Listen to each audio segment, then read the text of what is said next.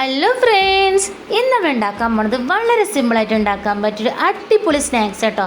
കാണാൻ നല്ല രസമുണ്ടല്ലേ? കാണാൻ മാത്രമല്ല കഴിക്കാനും ഭയങ്കര ടേസ്റ്റ് തന്നെയാണ് കേട്ടോ.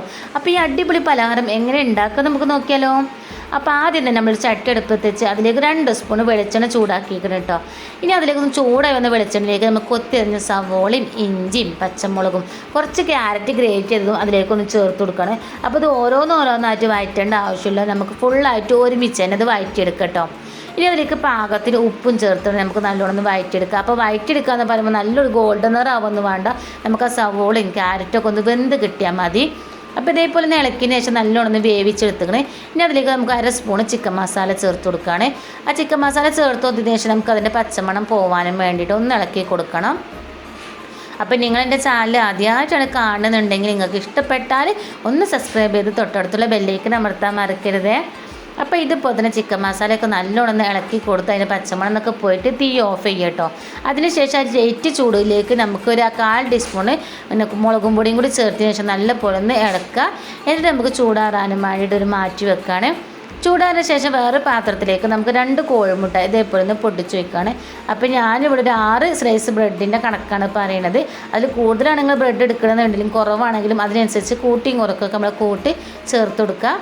ഇപ്പോൾ 2 കോഴിമുട്ട അതിലേക്കൊന്ന് പൊട്ടിച്ചൊഴിച്ചിരിക്കണേ. ഇനി അതിലേക്ക് നമ്മൾ ഉണ്ടാക്കി വെച്ച ആ മസാലയുടെ കൂട്ട് ചൂടാറിന് ശേഷം ഇതിലേക്കൊന്ന് ഇട്ട് കൊടുക്കുകയാണ് കേട്ടോ.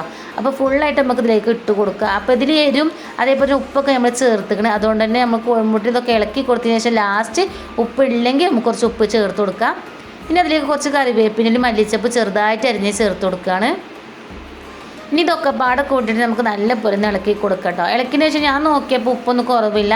നിങ്ങളിട്ട ഉപ്പ് കുറച്ച് കുറവാണെങ്കിൽ കുറച്ചും കൂടി ഉപ്പ് ചേർത്ത് കൊടുക്കുക. പിന്നെ ബ്രെഡിലൊക്കെ അത്യാവശ്യത്തിന് ഉപ്പ് ഉണ്ടാവും കേട്ടോ.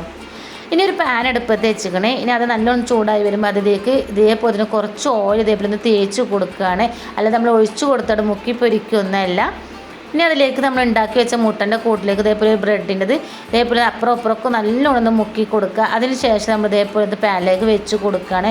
അപ്പോൾ 2 കഷ്ണം ബ്രെഡ് നമുക്ക് വെക്കാൻ കഴിയുള്ളൂ. അതുകൊണ്ട് തന്നെ നമ്മൾ 2 കഷ്ണം വെച്ച് കൊടുക്കുക. അതിനുശേഷം അതിൻ്റെ മുകൾ ഭാഗത്ത് കുറച്ച് മസാല ഇതേപോലെ സ്പൂൺ കൊണ്ട് കോരിന് ശേഷം അതിൻ്റെ മുകൾ ഭാഗത്ത് ഇതേപോലെ ഒന്ന് വെച്ച് കൊടുക്കുകയാണ് കേട്ടോ.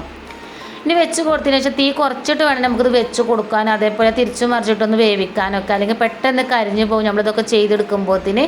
അപ്പോൾ ഇതേപോലെ തന്നെ ഒന്ന് നല്ലോണം ഒന്ന് ആയതിൻ്റെ ശേഷം ഒന്ന് മറിച്ചിട്ട് കൊടുക്കുക. അപ്പം മറ്റേ ഭാഗം നല്ലോണം ഒന്ന് കുക്ക് ആയിക്കണേ. ഇനി ഈ ഭാഗം കൂടി ഇതേപോലെ നല്ലോണം ആവണം, ചെറിയ തീ തന്നെ കേട്ടോ. അപ്പോൾ ഈ ഭാഗം കുറച്ചും കൂടിയൊക്കെ കഴിഞ്ഞപ്പോൾ തന്നെ നല്ലോണം നയിക്കണേ. ഇനി നമുക്ക് ഇതേപോലെ തന്നെ എല്ലാ ബ്രെഡും ഒന്ന് ചെയ്തെടുക്കണം. അപ്പോൾ നമുക്ക് ഈ ബ്രെഡ് നമുക്കൊരു പാത്രത്തിലേക്ക് ഇതേപോലെ ഒന്ന് മാറ്റിയെടുക്കാം കേട്ടോ. അങ്ങനെ നമ്മൾ ഫുള്ളായിട്ടുള്ള ബ്രെഡ് ഇതേപോലെ തന്നെ ചേർത്തിട്ട് നമുക്ക് നോമ്പ് തുറക്കുമ്പോൾ മാത്രമല്ല, ഈവനിങ് മാത്രമല്ല, അതേപോലെ തന്നെ ബ്രേക്ക്ഫാസ്റ്റിന് നല്ല കഴിക്കാൻ പറ്റുന്ന നല്ലൊരു ഐറ്റം തന്നെയാണ്. അപ്പോൾ എല്ലാവരും ഒന്ന് ഉണ്ടാക്കി നോക്കുക. എന്നിട്ട് ഇഷ്ടപ്പെട്ടാൽ ലൈക്ക് ചെയ്യാനും ഷെയർ ചെയ്യാനും മറക്കരുത്. അതേപോലെ തന്നെ ഇന്നൊന്ന് സപ്പോർട്ട് ചെയ്യാനും മറക്കരുതോ. അപ്പോൾ ഇതുപോലെ കാണാൻ മാത്രമല്ല കഴിക്കാനും രസമല്ല, ഒരുപാട് റെസിപ്പി ആയിട്ട് ഇനിയും വരാം. അപ്പോൾ എല്ലാവരും ഒന്ന് സപ്പോർട്ട് ചെയ്യണേ.